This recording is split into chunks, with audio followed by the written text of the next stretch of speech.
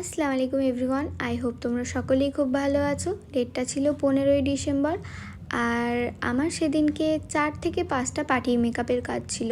আগের দিন আমি যে দিদিকে মেহেন্দি পরিয়ে গেছি তারই বাড়িতে।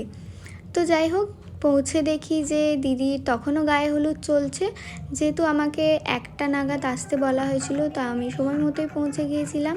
বাট গিয়ে দেখি তাদের এখনও রিচুয়ালস চলছে। যেহেতু তাদের তখনও রিচুয়ালস বাকি ছিল, তো তাই জন্য আমি সেখানেই অপেক্ষা করে নিচ্ছিলাম। আর যেহেতু বাঙালিদের এই রিচুয়ালসটা আমি কোনো দিন এর আগে দেখিনি, তাই বেশ ভালোই লাগছিল দেখতে। তো তারপরেও আমাদের আর কিছুক্ষণ অপেক্ষা করতে হয়েছিল।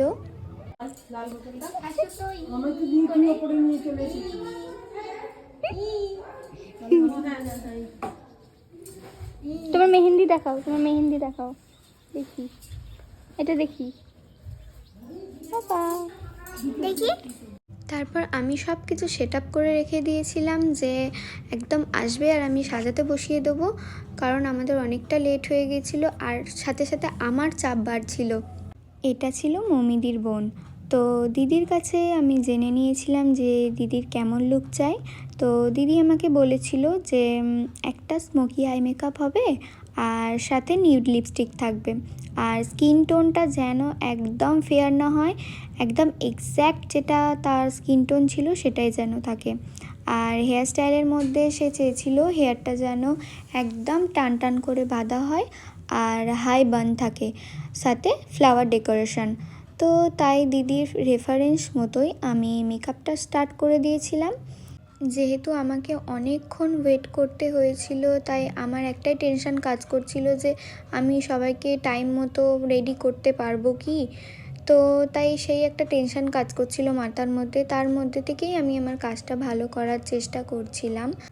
আর হ্যাঁ, যখন দিদিকে রেডি করছিলাম, বাকি যারা রুমে ছিল তারা সবাই বলছিল যে সাজার পর দিদিকে একদম নাকি শুভশ্রীর মতো দেখতে লাগছে। তো তোমাদের কি মনে হয় আমাকে কমেন্টসে জানিও তো। দিদিকে এমনি খুব মিষ্টি দেখতে ছিল, তারপর সাজার পর যেন আরও মিষ্টি লাগছিল। আর তারপর পুরো লুকটা কমপ্লিট করার পর দিদির কাছে শুনে নেবো যে দিদির কেমন লেগেছে। তো তোমরাও শোনো দিদির রিভিউটা। বলো কেমন লাগলো। খুব ভালো লেগেছে আমার, একদম যেটা চেয়েছিলাম সেটাই পেয়েছি। খুব সুন্দর হয়েছে, সত্যি শুভশ্রী লাগছে। Thank you.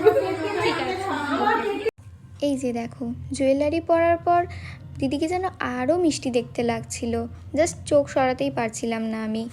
আর তারপর এটা ছিল দিদির মা, একদম লাইট মেকআপ চেয়েছিল, সেটাই দেওয়ার চেষ্টা করেছি। আর এটা ছিল দিদির এক বৌদি। মোটামুটি এনাদের 3 জনারই বুকিং আমার কাছে করা ছিল। এরপর প্রায় 4-5 জন এসে আমাকে বলে যে তারাও নাকি সাজবে। বাট ওই টাইমের মধ্যে আমি তো সবাইকে কমপ্লিট করে উঠতে পারবো না, পসিবলই না আমার জন্য। অ্যাকচুয়ালি সাজার কথা ছিল 3 জনের, ব্রাইডের বোন, মা আর তার এক বৌদি। বাট যাওয়ার পর আরও 2 জন দিদি ছিল, তারা বলছিল যে আমার যদি সময় হয় তাদের করে দিতে। আমার জন্য দুপুর 3টে থেকে রাত 9টার মধ্যে 5 জনকেই করা পসিবল হয়ে উঠেছিল। কিভাবে করেছিলাম সেটা একমাত্র আমি আর আমার বোনই জানে। তো সব কিছু কমপ্লিট করে আমি আর আমার বোন রাতে কাঁপতে কাঁপতে বাড়ি ফিরি। তো চলো, আবার দেখা হবে অন্য কোনো ভ্লগে।